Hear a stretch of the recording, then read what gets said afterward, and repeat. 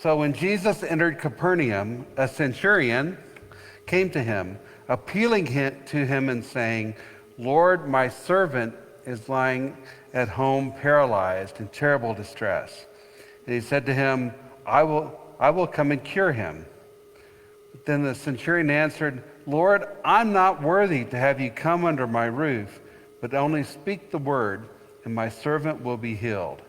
For I also am a man under authority, with soldiers under me. And I say to one, 'Go,' and he goes, and to another, 'Come,' and he comes, and to my slave, 'Do this,' and the slave does it."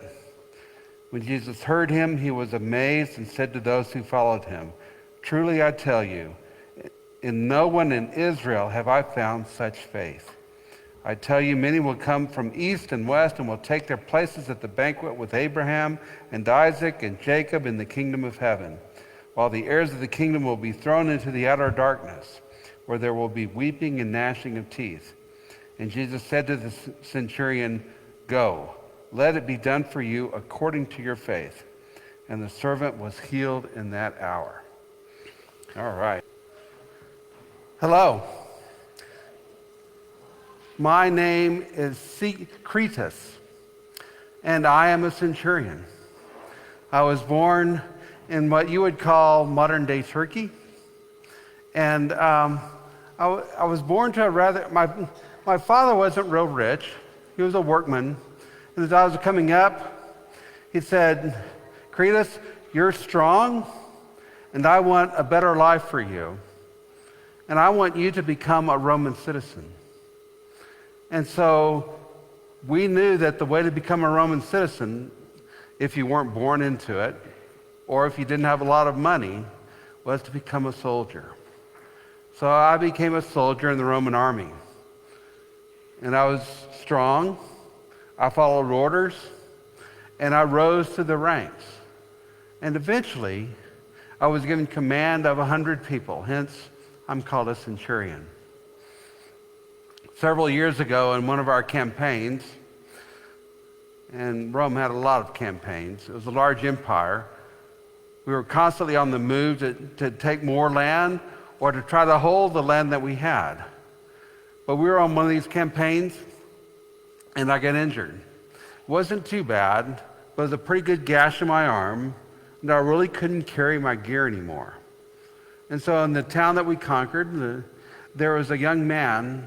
I decided he was going to be my slave so that he could carry my gear while I recuperated. It was really interesting. He was forced to be my slave, but he immediately seemed to care for me. And I kind of realized that he saw this as an opportunity to see the world. But he took care of my arm and the other things that I needed and started doing things without me even asking. And so I learned over the years to really trust him.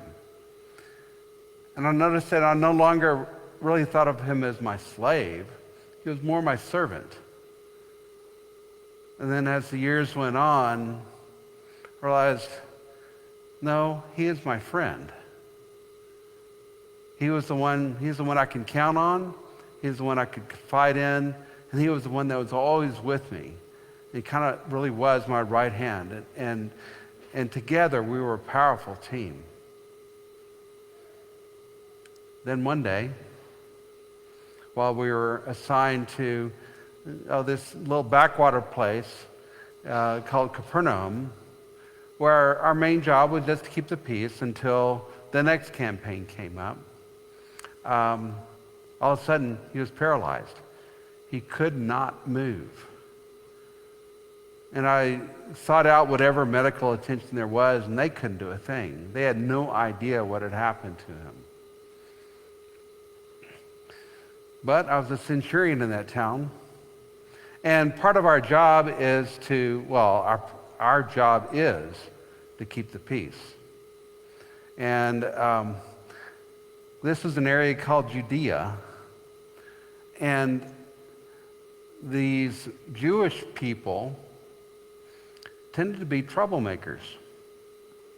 There had been several folks that came up, let's see, what was the word? I think they called it like Messiah or something. But they were leaders, and they would stir up trouble, claiming that they were the ones that were going to establish this new kingdom. And so several times we had to put our foot down. And in fact, there were many, many crucifixions that we had to do to remind them who was in charge. But things had been quiet for a while, but then we noticed there was a guy there in Capernaum who was getting a following. And so, of course, we kind of spied on him, kept tabs on him, listened to what he was saying to the people, and also watched him to see what he was doing. And the reports kept coming back that he was not talking about insurrection, he was not talking about violence, he wasn't talking about raising up arms.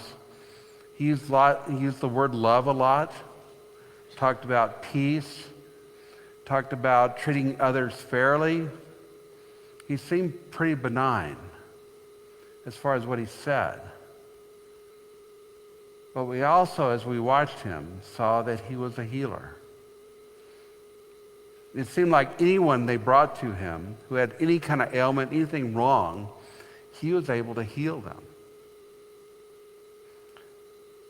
So when my slave, my servant, my friend, all of a sudden was stricken with an illness,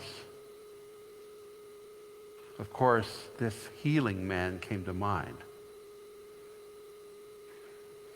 Now, as a centurion, I do get to say, go and they go, come and they come. I have complete command and control of these armies. And as I thought about the authority that I have, I realized that it's primarily authority to destroy. I mean, that's what the Roman army was for, to keep people afraid of doing anything that went against the empire. But that authority to command people to destroy and commit violence and create fear, that was of no use with my friend who was lying there ill. And this Jesus, he had a different kind of authority. His words changed people's lives. It seemed to bring them alive, bring them to life. And also, instead of having words and actions that destroyed and broke down and created fear, his words and actions brought healing. As I pondered my own authority and his authority in the dilemma of what to do with my friend, it was clear. He was the one who could save him. It was also clear to me that I was not the one to command him to do it. He had an authority that was much greater than mine, of a different kind of realm, a different kind of being. So what I did, I went to him. And the first thing I did was kneel down. And I pleaded with him, acknowledged that he was the one that was in authority here. He was the one that had the power to change my servant's life, my friend's life, but also to restore my life in doing so. And as I begged him, it's like, please heal my friend. And when he said, yes, I'll come to your house and heal him, it was so clear to me he didn't need to do that. His words brought life. His words created healing. His word was just enough. And so when he said, I said, if you but say the word, he will be healed. And Jesus did that. This man named Jesus, to me, an outsider, someone who should have been considered an enemy, he brought healing to my servant. When I got home, He was ready at the door to prepare the meal for me and greet me home. My heart rejoiced. And from that moment on, I was never the same. I was never the same. Yes, whatever authority I used, I tried to do the same things Jesus did. To be someone who was serving a power much greater than our emperor.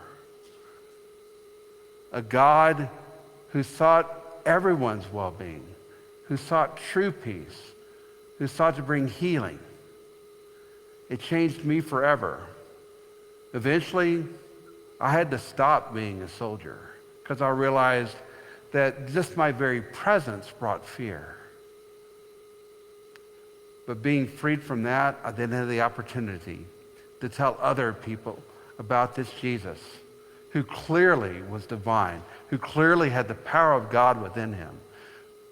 And the more I learned and the more I told people about him, the more alive I became.